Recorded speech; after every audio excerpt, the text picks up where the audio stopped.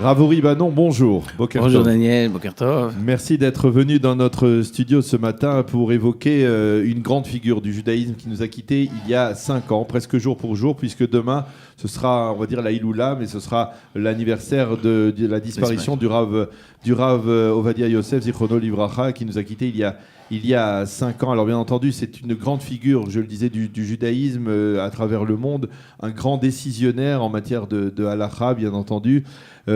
C'était un homme, alors vous l'avez connu, c'était un homme qui avait aussi une forme de proximité avec la France, et nous allons commencer par cela, par cet aspect des choses, parce que le Rav Ovadia Yosef, lorsqu'il était grand rabbin d'Israël, et aussi par la suite après, eh bien, était un homme qui se rendait régulièrement en visite en France. Et vous avez eu l'occasion vous-même de le rencontrer avec vos parents, si je ne m'abuse, votre père, le Rav Pinchas Banon, Ibadel Chaim Tobi Marokim, qui est rabbin dans la banlieue de Paris, qui l'avait accueilli. Alors racontez-nous.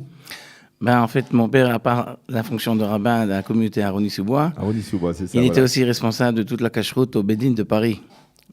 Et le premier contact avec le Rav Ovadia Yosef, c'était en 78, lorsque Edmond Safra, Zichrono Livracha, a voulu marier la fille de sa femme.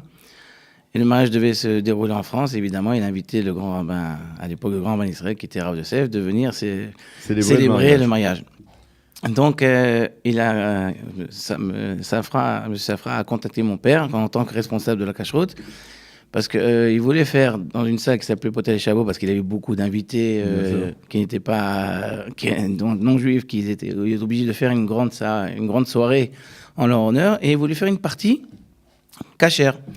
Comme il y a des invités juifs et le grand rabbin d'Israël, il faut évidemment organiser aussi des repas cachers. Alors mon père lui a dit à M. Safra qu'ici à Paris, ça n'existe pas ce mélange. Ouais. Ou tout cachère, ou rien du tout.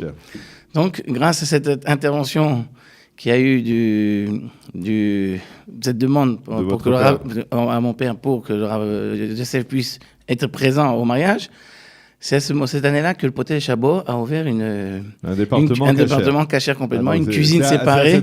C'est à cette occasion. Donc, le Rav Yosef, il a donné ses mérites à tous les Juifs de France de pouvoir célébrer des mariages avec Potel et Chabot, qui est un très haut niveau de traiteur en cachère. Alors, le Rav Ovadia donc venait régulièrement en France. Il avait une affection, on va dire, un peu particulière pour la communauté juive de France. Il se rendait souvent à la synagogue de la rue Saunier en particulier.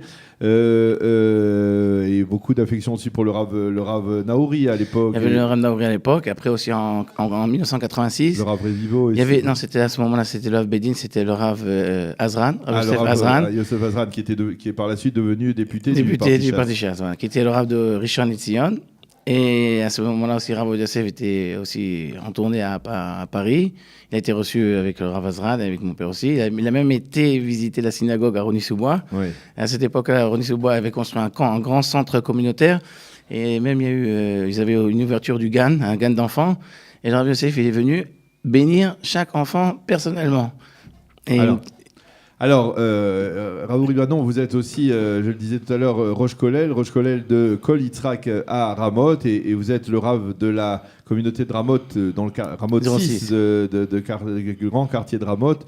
Et donc, en tant que tel, vous-même, vous avez eu l'occasion donc de pratiquer, on va dire, l'enseignement du Rav Ovadia Yosef en matière de halakha en particulier. Quel était le message essentiel du Rav Ovadia Yosef? On a beaucoup parlé de ce kochad et etera, de cette approche qui, on va dire, est quelque part fidèle à l'enseignement des rabbanim sfaradim, que ce soit des rabbanim d'Afrique du Nord ou des rabbanim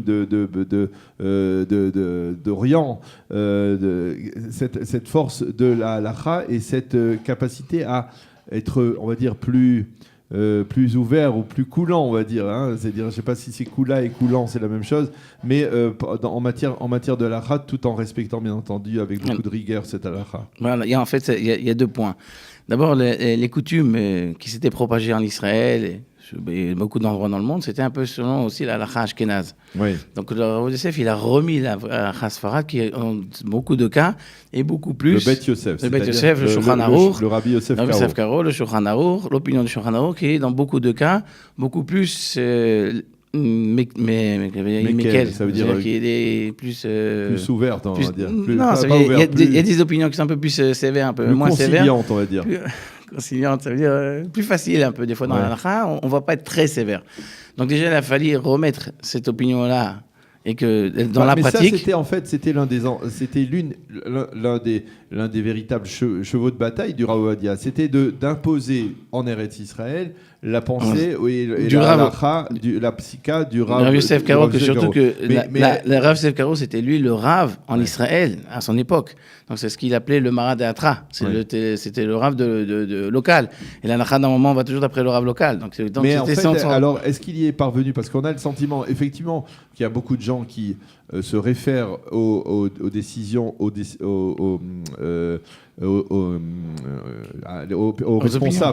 responsables du Rav Ovadia Yosef, mais que le Rav Ovadia n'a pas réussi à rassembler, on va dire. Même le monde séfarade, il reste toujours un peu divisé. Il y a les rabbinim d'Afrique du Nord, avec la tendance de rabbinim comme le Rav Messas, qui avait il y avait une divergence. Il y a ce qui est des coutumes.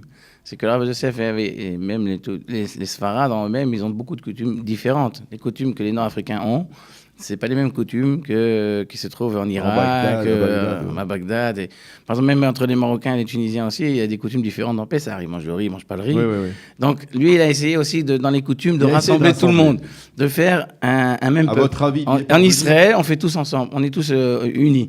Ça, bon, il n'a pas toujours réussi. Une grande partie, oui, ils se sont vraiment unis avec lui. C'est resté des fois dans les coutumes. Chacun a gardé ses coutumes et c'est pas quelque chose de négatif. Même lui-même, je pense pas qu'il le voit d'une manière négative.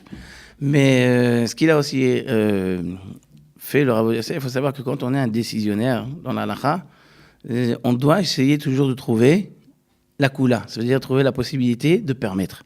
Parce qu'interdire, on n'a pas besoin d'un rabbin. Tout le monde peut interdire. Quand on ne sait pas, on interdit.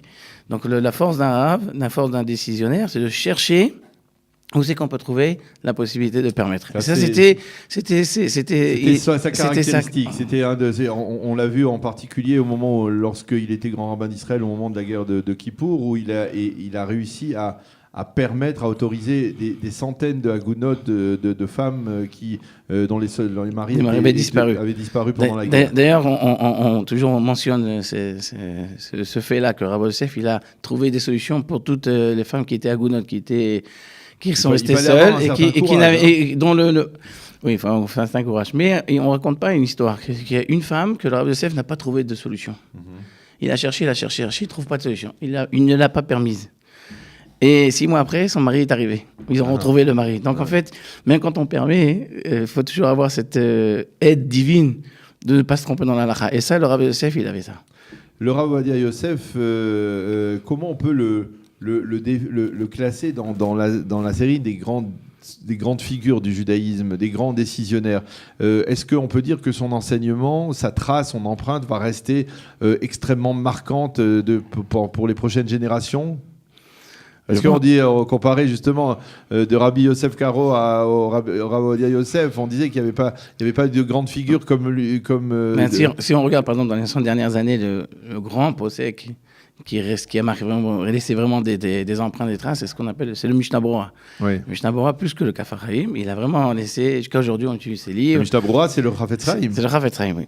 Et donc, c'est quelque chose qui est resté vraiment gravé. Après, on a aussi le Ben Ishraï. Oui. Mais pas comme le Mishnah Berurah. Le Mishnah Berurah, c'est vraiment unique. Mais le Mishnah Berurah, c'est pas pour les Sfardim en général, on va dire. Hein. Oui, même c'est pas pour les Sfardim, mais il faut savoir que l'étude dans le Mishnah Berurah, c'est pas seulement que la halakha. Il y a beaucoup d'études profondes aussi. Okay. Donc ça concerne tout le monde. Après, il y a ce qui tranche. Alors le Rav Yosef, on peut dire que ces livres qu'il a écrits, à mon avis, ils resteront quand même dans le futur, parce qu'il a vraiment aussi tracé chaque halakha et montré un autre aspect.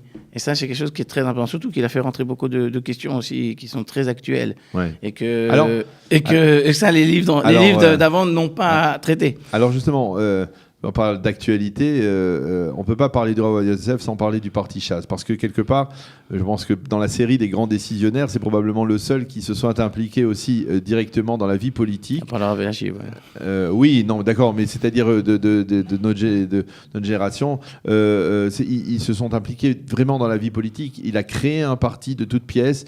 Est-ce que vous pensez que quelque part, cela a le fait qu'il ait été à l'origine du parti Chasse, ça a augmenté son prestige ou ça l'a diminué? Parce que la politique, c'est pas source de rassemblement, je crois source de division souvent. Le Rav Ovadia Yosef n'était pas un politicien. Le Rav Ovadia Yosef s'est servi de la politique pour diffuser la Torah. C'était ça son but. Et c'est pour ça que, comme il fait des choses Shem Shamaim, vraiment pour un intérêt céleste et pas pour un intérêt personnel, il a eu cette bénédiction que ça n'a pas touché son prestige. Et je crois au contraire, ça l'a fait encore plus grandir.